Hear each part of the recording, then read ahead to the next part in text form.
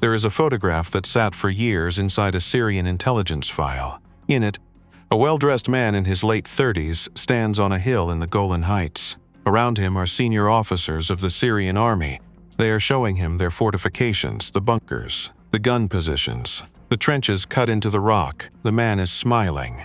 He looks like he belongs there, like a patriot being trusted with the defense of a country he loves.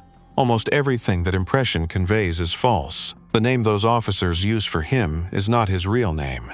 The faith they assume he shares is not his own, and the country those guns are aimed at is the country he actually serves. His name was Eli Cohen. To the men beside him on that hill, he was Kamel Amin Thabeh, a wealthy Syrian businessman and a rising figure in Damascus. Here is the part that should unsettle you. This was not a man hiding in shadows, slipping documents under cafe tables.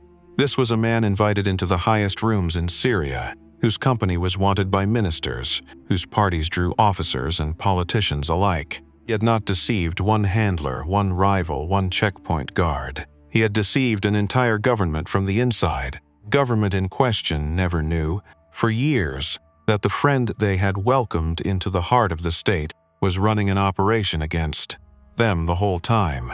That is what makes this story different from almost every spy story you have heard. The deception here was not a single trick pulled off in a single night. It was a way of living. A man putting on a self that was not his every morning and going to sleep with it still attached, because there was no safe hour in which to take it off. Think about what that requires. Not a disguise you put on for an afternoon, but a second human being kept alive every single hour, in front of people who would execute the man inside the moment they understood he was hollow. A second man who had to laugh at the right jokes, hold the right opinions, and never, not once, let the wrong language slip out of his mouth. So the question that drives everything you are about to hear is not whether the deception was clever. Plenty of deceptions are clever. The question is darker than that. How long can a person carry two complete lives at once before the weight of the false one begins to crush the real one underneath? And when the two finally collide, which one survives? Because the most dangerous thing about a perfect cover is not that someone see through it. It is what maintaining it does to the man who built it. What Eli Cohen surrendered to wear that smile on that hill was not his safety. Safety was gone the day he accepted the assignment. What he surrendered was something quieter and more permanent. Something he could never get back even if he had walked away untouched. And it began, strangely, not with a grand plan or a daring escape, but with a flaw in the way one man spoke his own language. Eliyahu ben Shal Cohen was born in Alexandria, Egypt in 1924 into a Syrian Jewish family with roots in Aleppo. He grew up surrounded by languages. That ordinary multilingual childhood would shape the entire course of his life in ways no one could have predicted. By adulthood, he was fluent in Arabic, French, and English, moving between them without effort. To the people who would later recruit him, combination looked close to perfect. Here was a man who could move between worlds and sound, in any room like he had always belonged there. Fluency, they believed, was the foundation everything else could be built on. A spy who can disappear into a conversation, who can sit at a table of strangers and become indistinguishable from them, is worth more than a dozen agents who can only watch from a distance. Fluency, it turned out, was the easy part. Buried inside his gift was a problem no amount of talent could simply erase. Eli Cohen spoke Arabic. He spoke it with the accent of Egypt, the country where he was raised. That may sound like nothing. A small regional coloring of no real consequence. It was not nothing. Egyptian Arabic and Syrian Arabic are not the same music. The rhythm is different. The vowels sit in different places. Certain words carry a weight or a softness that betrays exactly where a man learned to speak. A native ear catches the difference in a single sentence, the way you might catch a stranger pretending to be from your own hometown the moment they mispronounce a street name. And a man claiming to be a son of Syria, returning at last to the homeland of his parents, could not afford to open his mouth in Damascus sounding like a man from Cairo. The accent was not a detail, it was a death sentence waiting for the wrong listener. So before there was any mission, any photograph on any hill, there was a quiet and grinding piece of work. A man had to unlearn the way his own tongue had shaped words since he was a child. He had to take the most automatic thing a person owns, the sound of his own speech, and rebuild it into something foreign, until the new way of speaking became the only way, until the Egyptian under the Syrian was buried so deep it would not surface even in panic. Hold on to that accent. It is the first thread of the false self, the first seam in the disguise. A seam can hold for years, invisible, perfect. A seam can also be the exact place a thing tears open when the pressure finally comes. Right now, at the beginning, there is no way to know which it will be, and that uncertainty rides along underneath everything that follows. Every word he would ever speak in Syria carried, somewhere far down, the risk of the country he was actually from. The identity they constructed for him had a name, Kamel Amin Thabit. On paper, Thabit was the son of Syrian parents who had moved abroad for work, family that had gone out into the world, built a comfortable life, and raised a son who now dreamed of returning to a homeland he had supposedly always missed but had somehow never properly seen. He was wealthy, he was charming, he was devoted to Syria and its causes. None of it had ever happened. It was a story and inventions assembled by careful people for a deadly purpose. At a certain point, that story was signed into official existence. The documents prepared, the identity authorized, turning a man who had been a translator into something else entirely. Picture the strangeness of it from the inside. To memorize a father who never lived, a childhood that never occurred in a house that was never built on a street you have never walked. To know these invented things so thoroughly that you could recite them under pressure, half asleep, terrified, never once contradict yourself in front of people, trained for their entire careers to listen for exactly that contradiction. It's the second risk hanging over everything from the very beginning, and it never goes away. A built identity has no real past. It has no childhood friends who can be found, no neighbors who watched it grow up. And the first thing any stranger asks in any country, "Where are you from, and who knew you there?" Every answer Thabit gave was a door someone could one day try to open. A man whose past is made of rooms that do not exist is always one curious visitor away from disaster. Now turn to the cost, because there is one. It is human, and it starts long before any danger in Damascus, before any general, before any radio. Eli Cohen was a husband. His wife was named Nadia. When the time came for him to leave on the work that would consume him, she drove him to the airport and saw him off. She understood that her husband worked in some capacity for the Ministry of Defense. That was all. She did not know where he was going, what he would do there, or who he was about to become. The whole of his mission was the manufacture of trust in people who should never have trusted. And the very first person that deception touched before a single Syrian general shook his hand was the woman who loved him and waved goodbye, believing she knew the man getting on the plane, so everything is in place and nothing is yet resolved. There is a man who has rebuilt his own voice and might still be betrayed by it. There is a past that does not exist and could collapse the instant the wrong person asks the wrong question in the wrong room. There is a wife at an airport, watching a stranger leave wearing her husband's face, not knowing she is the first deception of many. The legend is finished, the man is ready, but a legend on paper is just words, and words have never deceived anyone. The real test was never whether the story was good. It was whether a living man could disappear inside it completely, and whether, once he did, there would be anything left of him to find his way back out. People imagine a spy's work begins the moment he crosses into enemy territory, steps off a train in the hostile capital, walks through a checkpoint with forged papers and a pounding heart. That is the cinematic version. It is wrong. A cover born in the target country has no roots, and a man with no roots is the easiest man in the world to destroy. So Eli Cohen did not go to Syria, not yet. In 1961, he went to Argentina. The careful work was not memorizing a fictional past in a training room and then walking into Damascus to recite it. It was going out into the real world and actually building that past. Brick by brick, in front of real people who could one day swear they knew you.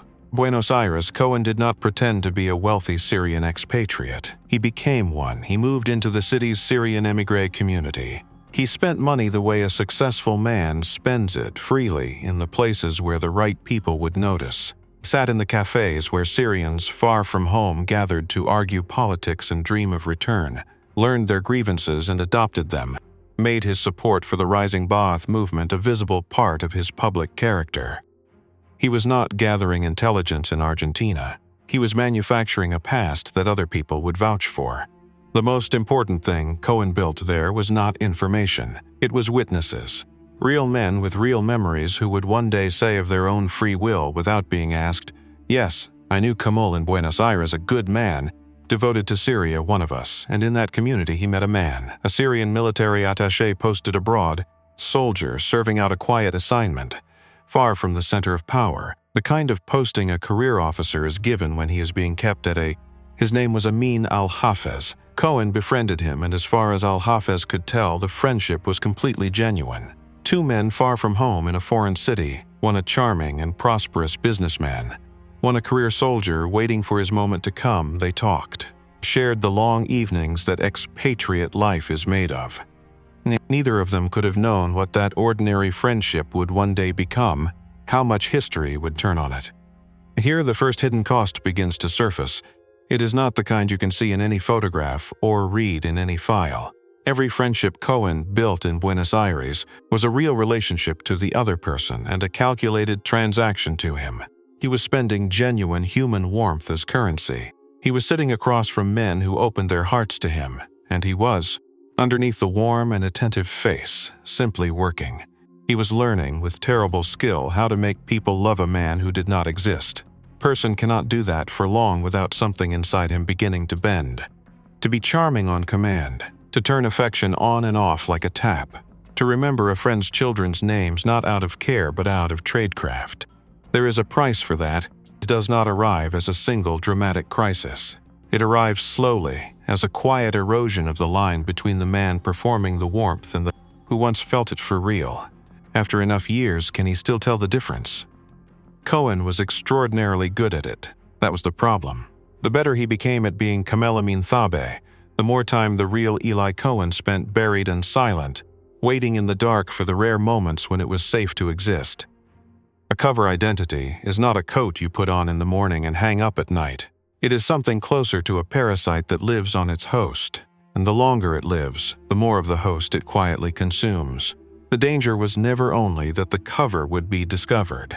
The danger was that it would succeed so completely, there would be nothing left underneath it. By the time he finished in Argentina, the legend was no longer a story on a signed document. It was a man with friends, a reputation, a known character, an entire community that would speak for him without being asked. He had made his desire to return to the homeland loud and public, repeated it at enough tables in front of enough people, so that when he finally went to Damascus, it would not look like an arrival at all. It would look like a homecoming. It would look like a son of Syria after long years abroad, at long last coming home to the country he loved. Beneath the success, the cracks had already started, not in the cover which was holding beautifully, in the man. He was alone, profoundly and structurally alone, in a way no one around him could be permitted to perceive. Think about the arithmetic of that loneliness. Person he was close to was someone he was deceiving. Every relationship in his life was a liability he was managing. Could not have a single honest conversation with anyone in his daily world, because honesty was the one thing that would kill him. The one true sentence about who he was would have ended everything. The only people on earth who knew his real name sat in an office in another country, reachable only through a radio and a code in brief and dangerous bursts. And there was Nadia far away, writing letters to a husband and receiving letters back from a man who could not tell her the truth about a single day of his life. This, exactly this, is the kind of work where the question of stopping is supposed to live. Intelligence services build abort conditions into their operations for a reason. There are supposed to be moments where someone can weigh the accumulating risk against the cost and decide that the price has finally grown too high. A point where someone says, "This is enough, bring him home." But the mission was working. The legend was holding. The doors that mattered were beginning to open. And success, it turns out, is the enemy of the abort conversation. The better an operation performs, the harder it becomes for anyone to argue that it should end. Value generates its own gravity, and gravity does not let go of what it has caught. So the man who might have had every reason to stop, the man who was alone and slowly eroding and carrying a marriage across an unbridgeable void, kept going. Not because the danger had passed, because the danger was producing results, Results are the most persuasive argument ever made for ignoring danger. Now stop and reconsider the friendship in Buenos Aires, because there is a way of seeing it that changes the meaning of everything Cohen built, and it is worth sitting with before the story moves on. You have been led gently to understand this as the story of a brilliant deceiver fooling everyone around him. The charming businessman, the manufactured witnesses, the friendly officer who never suspected a thing. A clean, one-directional flow of deception running from the spy outward onto people who simply could not see through him. But consider the friendship with Amin al-Hafez again from a colder and more honest angle. Cohen did not choose to befriend an important man. He chose by every visible measure a nobody. Officer in a forgettable posting, a man pushed to the margins of his own military, parked far from any center of power. There was no obvious reason for a spy to spend his limited time and warmth on a soldier going nowhere. So why him? Why that particular friendship? Out of all the connections Cohen could have cultivated in that city, here is the reframe. It is unsettling precisely because it cannot be fully resolved. Not by the documents, not by the historians, not by anyone now living. The friendship that would later become the single most valuable asset of Cohen's entire career was at the moment he formed it, act whose payoff he could not possibly have understood. He was not cultivating a future president of Syria. There was no future president to cultivate. As far as anyone in that cafe knew, including al-Hafez himself, he was befriending a soldier whose career had stalled. The right man was not yet the right man. He became the right man years later, lifted to power through a violent turn of history no one in that cafe could have forecast. So who exactly deceived whom? Cohen engineer his access to the heights of Syrian power, or did history simply hand him a friend who happened to rise? We cannot cleanly separate the skill from the luck, and anyone who tells you they can is flattering the dead. There is a darker edge to this reframe, one that shadows everything still to come. The friendship was not calculated, targeting, but something much closer to chance. Cohen spent years believing he was the one in control of these relationships, when in truth the single most decisive force in his entire mission was something he neither chose nor saw coming. The man who built his whole life around controlling what other people believed may have been, at the deepest level, not in control at all. If the operation's greatest triumph was partly an accident, then its eventual catastrophe might be one too. In early 1962, Gamal Amin Thabay arrived in Damascus. He did not come as a stranger asking to be let in. He came carried on a current of letters and warm introductions from the friends he had made in Argentina, a son of Syria returning home at last to take his place. The legend was finished. The witnesses were in place. The accent was rebuilt. The thing on paper had to live and breathe in the one city where a single mistake would end it. The first thing the cover had to do was choose where to stand. Cohen took an apartment in a neighborhood called Abu Rumane. The choice tells you everything about the nerve this kind of work demands. That neighborhood held embassies and government buildings. By some accounts, it sat near the offices of military intelligence itself, the very people whose entire profession was the hunting of men like him. He did not find a quiet corner of the city to disappear into. He moved in among the institutions built to catch him, then set about making those institutions invite him to dinner. Consider the misjudgment buried inside that boldness, because it will matter enormously later, and it matters precisely because at the time it did not look like a misjudgment at all. To live that close to power feels at first like the safest possible place to be. Who, after all, would look for a spy out in the open, beside the intelligence offices hosting the elite at lavish parties? But proximity is not safety. Proximity is only exposure that has not happened yet. The very closeness that let Cohen hear everything also placed him, permanently, aside the field of vision of the people most capable of destroying him. He read that nearness as protection, as the clever spy's masterstroke was the opposite. He established a front, an import-export business, the kind of enterprise that conveniently explains a man's money, frequent travel, and his endless meetings with interesting and well-connected people. Then he began the work that would define him and make his name. He started to entertain. The parties at Thabit's apartment became known across the right circles of Damascus. The food was generous. The drink flowed without limit. The host asked for nothing in return but good company and good conversation. Politicians came, officers came. The entire social and military world of the city passed through his rooms, and as the long evenings loosened the men inside them, Cohen worked the quiet spaces between the laughter. There is an account that he would feign drunkenness himself, slurring his words and laughing too loud, so that the men around him would feel safe to do the same and let their own guards slip down into the open, where he could see it. But the beginning was not the smooth and effortless ascent the later legend would suggest. A new arrival, however charming, cannot simply announce himself into the inner circle of a suspicious capital. He has to wait, to be patient in a way that grinds against every instinct telling him to produce, to justify the enormous machinery that had placed him there. Here early lives the first false start, the first small failure that should have been a warning. There is an account that early on, against explicit instructions, Cohen broke his own discipline over something almost trivial. He had been told to wait a long stretch of weeks before making contact home, to let himself settle, to give any watchers time to lose interest. Instead, within a fortnight, he signaled, simply to report that he had found an apartment. It seems like nothing. Understandable impatience of a man eager to tell headquarters he had landed safely. But it is the first visible crack. Crack is in the operative himself, not in the cover. The rules existed for a reason. Patience is the entire discipline of this work, the one virtue on which survival rests, and he had already this early let eagerness override instruction. A man who breaks a small rule because the danger feels distant is quietly rehearsing the habit that will break the large rules later, when the danger is real and the breaking is fatal. For now, though, nothing happened. The transmission went unnoticed. The lesson that should have been learned was instead filed away as a small thing of no consequence, which is its own kind of danger. So he calibrated, party by party, conversation by conversation. He learned which officers drank and what they said when they did, which men resented which others, where the fault lines of the regime ran. Move too fast and he would seem grasping, eager newcomer that careful men instinctively distrust. Move too slow and he would produce nothing.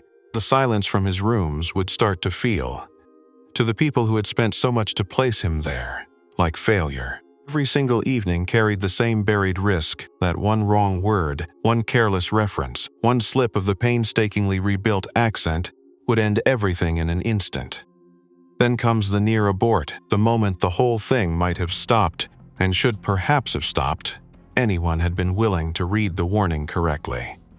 There is an account that at a certain point a Syrian intelligence figure grew suspicious of, not certain, suspicious, which is the exact thing the operation had been built from its first day, never to provoke, and Cohen, feeling the ground shift beneath the legend, feeling the temperature of a room change in the way only the man inside it can feel, wanted out.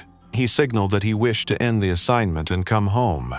Sit inside that moment because it is the hinge on which the whole story turns. This is the operative himself, the man closest to the danger, the only human being positioned to feel the precise temperature of that room, saying that the price had finally risen too high.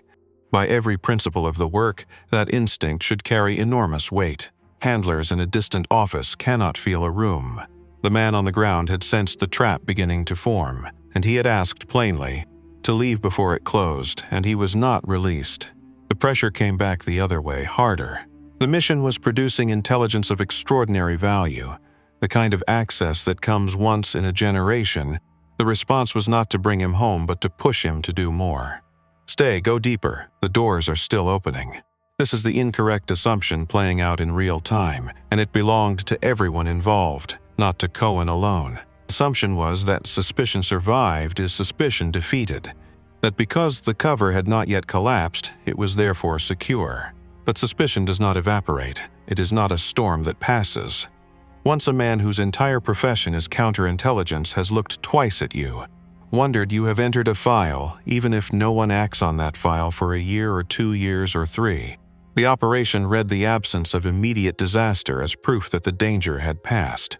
In truth, the danger had simply become patient. The ground had shifted exactly as Cohen felt it shift, and the decision was made, from the safety of another country, to keep him standing on it. Then came the moment that would have felt, to everyone watching from every angle, like complete and total vindication.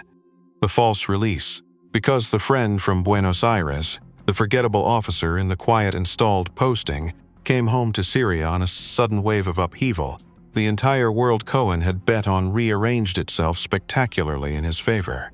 The intelligence man who had once been suspicious of a charming businessman was suddenly nobody, swept aside, while the men who trusted and adored Kamel Amin Thayabe were suddenly everywhere, in every important chair. The access did not merely recover from the scare. It exploded upward, into rooms a spy is never supposed to reach in a lifetime of trying. Cohen received classified military briefings. He was taken on guided tours of the fortifications in the Golan Heights, shown the defenses of the country with the pride of men showing a trusted friend. There are accounts that the new leadership reportedly considered appointing Kamel Amin Thabet, the genial businessman with the carefully rebuilt accent, to a senior post within the defense establishment itself. To Cohen, to the people directing him from afar, this had to feel like the final and conclusive proof that the abort instinct had been wrong all along. He had wanted to quit, and look what would have been thrown away. The cover had not just held under pressure, it had carried him to the very summit. But a false release is precisely the moment that feels like safety, and is in reality the deepest point of exposure a man can occupy. The higher Cohen rose, the more men studied him. A guest at a party is glanced at and forgotten by morning. A confidant of the powerful is examined, measured, envied, and watched by everyone who resents the powerful and covets the place he occupies. The very ascent that felt like vindication was quietly multiplying the number of eyes that now needed his story to be true in order to leave him alone, and the number of people who would profit from finding the one thread to pull.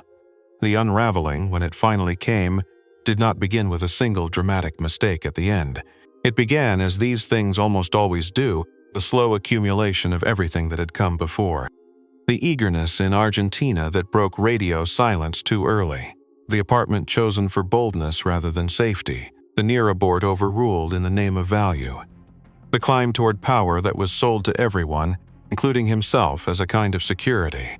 The fallout was already in motion long before anyone in Damascus had ever heard the name Eli Cohen, growing quietly inside the very decisions that had looked at the time like victories. The radio was the thread running through all of it, the single, unavoidable vulnerability. It was his only tether to the people who knew his real name, which made it the one thing he could least afford to give up and, at the very same time, the one thing most likely to destroy him. He had been warned, repeatedly, do not transmit too often. Do not transmit at the same hour each day. Do not let a pattern form, because a pattern is the one thing a patient and equipped enemy can learn to find. But by now Cohen was deep inside the false sense of safety that his own success had built around him like a wall. The man who is trusted by the most powerful figures in the country slowly stops believing that the ordinary rules still apply to him. The discipline that protects an anonymous operative is precisely the discipline that erodes once the operative no longer feels anonymous. He feels established, secure, untouchable. He was producing intelligence of enormous value, and value, as we have seen, is the great and constant enemy of caution.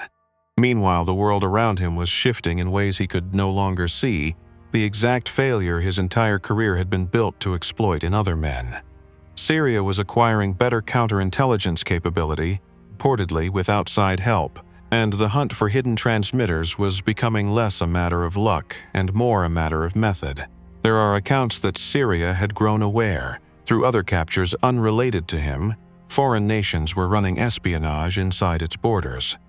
A state that learns it is being spied upon stops trusting its charming foreigners, starts hunting them. The man who had spent years studying everyone around him had, at the very end, stopped accounting for how the board itself was changing beneath his feet. The comfortable assumption that acceptance equaled safety held right up until the machinery of a newly suspicious state turned its full attention toward the frequencies leaving an apartment in Abu Rumane. In January 1965, that machinery closed around him. By one account, the transmissions across the country were quietly suspended, the airwaves deliberately silenced, so that any signal still moving would stand alone and naked, easy to locate.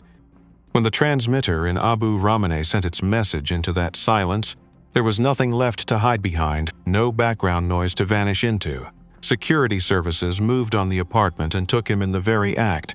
Mid-transmission, his fingers still on the key, and in that single instant, the two lives he had kept separate for so long collapsed violently into one.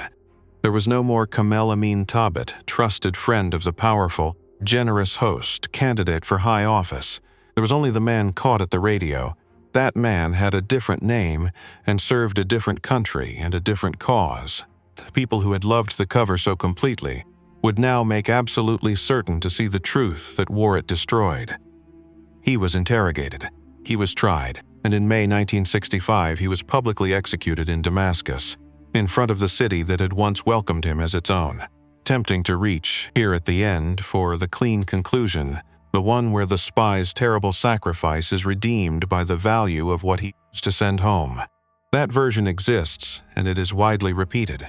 The intelligence Cohen gathered about Syrian positions, including a detail often cited about trees planted near fortifications to shade the soldiers, is said to have contributed to military advantages in the conflict that came just 2 years after his death. But the clean framing is a comfort the facts do not fully support, and this is not a story that deals in comfort. The consequence of Cohen's exposure was not only the loss of a single irreplaceable asset, it was the loss of a position that could never be rebuilt. Penetration that deep into a hostile government is the work of many years and the product of a precise alignment of circumstances that does not repeat. When it ended with the source dead in a public square, and the door behind him not merely closed but welded permanently shut. Consider, too, what the capture taught the other side, because a discovery like this teaches a great deal. A state that catches a spy at the very summit of its own power does not simply remove one man and move on. It learns, painfully and permanently, to distrust the entire category of person he belonged to. The charming foreigner with the impeccable past, the generous host who asks for nothing, the friend who appears at exactly the right moment, with exactly the right sympathies. Every future operation of that kind became harder, precisely because this one had been so thoroughly discovered. Success in espionage is silent and invisible. Exposure teaches the enemy, and the lesson it teaches outlasts the man who paid for it. There is also the harder question the reframe forced open earlier, the one that refuses to resolve.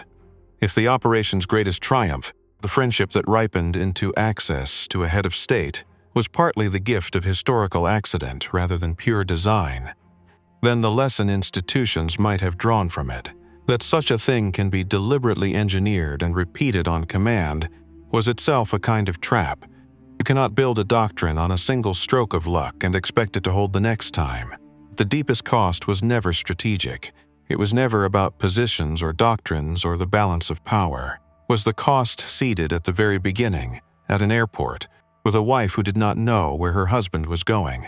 Nadia Cohen had waved goodbye to a man whose work she could not name. She did not get that man back. She raised their 3 children in his long absence, and then, in his permanent absence, she spent decades campaigning for the return of his remains from the country that had taken him. The marriage that had been built on the one ordinary foundation a marriage is supposed to have, the simple fact of knowing the person beside you, had been spent deliberately and from the outset in the service of a lie told to strangers. That was the true currency of the operation. That particular debt was never refunded to the woman who paid it. There is a closing detail that seems to hold the entire weight of this story in a single image.